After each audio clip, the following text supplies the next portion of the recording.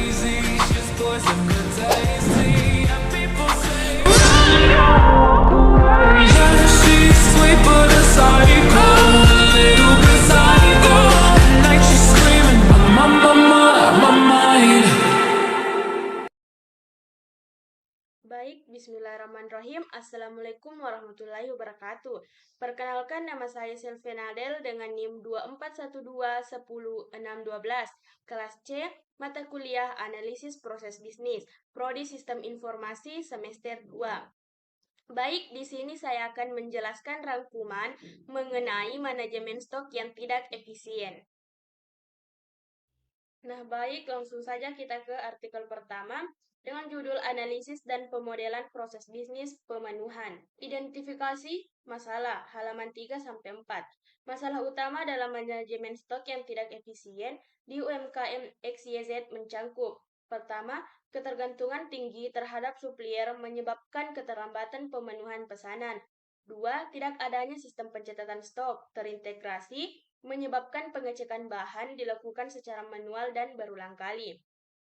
3. Keterlambatan dalam pencarian supplier alternatif ketika stok habis. 4. Kurangnya perencanaan produksi yang matang menyebabkan bottleneck dalam proses produksi. Pengumpulan data. Halaman 29-30 dan 40-42, di mana data dikumpulkan melalui: pertama, wawancara dengan pemilik UMKM XYZ mengenai proses pemesanan hingga pengiriman. Kedua, observasi langsung terhadap alur kerja dan waktu yang dibutuhkan di setiap tahap.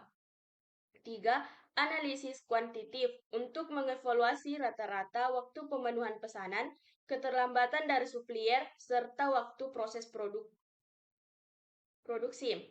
Pemetaan proses, halaman 53-60, di mana proses pemenuhan pesanan dipecah menjadi 5 sub proses utama.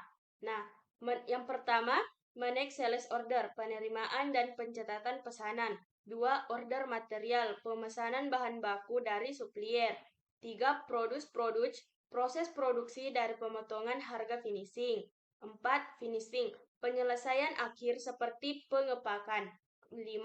Account receivable, penagihan dan pencatatan pembayaran. Analisis kelemahan, halaman 47-52. Beberapa kelemahan utama dalam sistem manajemen stok adalah keterlambatan bahan baku karena proses manual dalam mencari supplier. Double checking stock menyebabkan pemborosan waktu karena tidak adanya sistem otomatisasi. Split responsibility, di mana pekerja hanya bertanggung jawab pada satu tugas, menyebabkan waktu tunggu yang tinggi di antara proses. Tidak adanya sistem ERP menyebabkan kesulitan melacak pesanan dan persediaan secara otomatis. Rekomendasi solusi, halaman 61-86. Untuk meningkatkan efisiensi manajemen stok, beberapa solusi yang disarankan ialah implementasi sistem ERP untuk integrasi data stok, supplier, dan pesanan. Paralesim adalah aktivitas produksi seperti memesan bahan baku bersamaan dengan perencanaan produksi. Automasi, pencatatan stok untuk mengurangi aktivitas pengecekan manual. Diversifikasi supplier untuk mengurangi ketergantungan pada satu pemasok. Optimasi proses bisnis melalui eliminasi aktivitas non-value added seperti negosiasi harga yang tidak efektif. Implementasi, halaman 115-127. Langkah-langkah implementasi mencangkup: 1. Pelatihan karyawan untuk mengoperasikan sistem ERP dan memahami alur proses baru. 2. Integrasi sistem secara bertahap, dimulai dari pencatatan stok dan kontak supplier. 3. Penerapan paralesim pada tahap perencanaan dan pemesanan bahan. 4. Evaluasi berkala untuk memantau kinerja sistem baru dan melakukan penyesuaian jika perlu. Nah, evaluasi, halaman 125-127.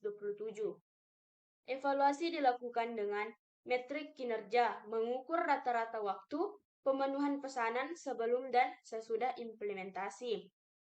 Feedback dari karyawan, mengumpulkan masukan untuk meningkatkan efektivitas sistem baru. Analisis variance, membandingkan hasil simulasi, proses as is, to be untuk menilai efektivitas Red Second.